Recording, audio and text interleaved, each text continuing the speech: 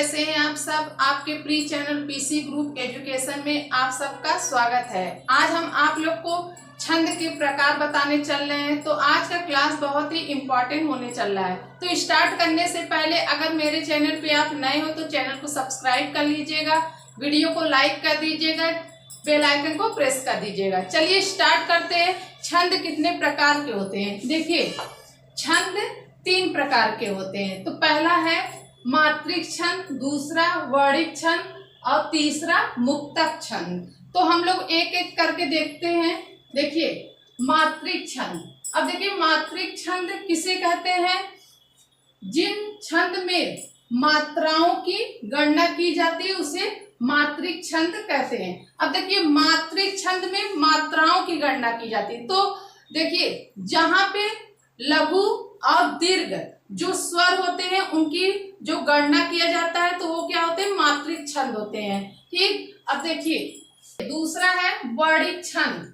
अब देखिए वर्णिक छंद किसे कहते हैं? जहां पे वर्णों की गणना की जाती है। देखिए जिस छंद में वर्णों की गणना की जाती है उसे वर्णिक छंद कहते हैं। तो छंद में वर्ण को ही अक्षर कहते हैं। तो यहाँ पे कहने का मतलब है कि जो स्वर वर्ण के साथ आए हुए होते हैं तो उन्हीं की गणना की जाती है, तो वो होते हैं वर्णिक छंद होते हैं। तो स्वर के साथ वर्ण रहते हैं तब उनकी गणना की जाती है। ठीक। तो इतना आप लोग को क्लियर हो गया होगा। अब देखिए तीसरा है मुक्तक छंद।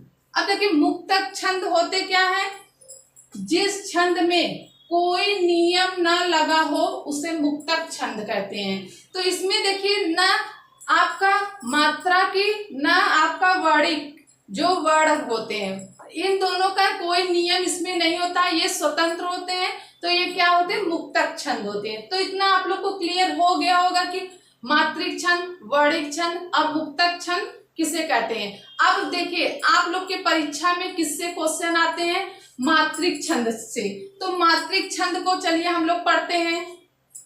मात्रिक छंद, तो मात्रिक छंद से ही आप लोग के क्वेश्चन आते हैं। तो मात्रिक छंद 3 प्रकार के होते हैं। तो देखिए इसमें पहला है सममात्रिक छंद, दूसरा विषम मात्रिक छंद, तीसरा अर्ध सममात्रिक छंद। तो पहला है सममात्रिक छंद। अब देखिए सममात्रिक छंद से ही पता चल रहा है कि समान, सम मीन्स होता है समान मात्रा वाले छंद। ठीक। देखिए जिस छंद की सभी मात्राएं समान होती है उसे सममात्रिक छंद कहते हैं। तो कहने का मतलब ये है कि हर चरण में मात्राएं समान होती है, वो क्या होते हैं? सममात्रिक छंद होते हैं। चाहे पंक्ति हो चाहे चरण करके दिए हो तो वो क्या होते हैं? सममात्रिक छंद होते हैं। ठीक। अगर मात्राएं समान है। ठीक है।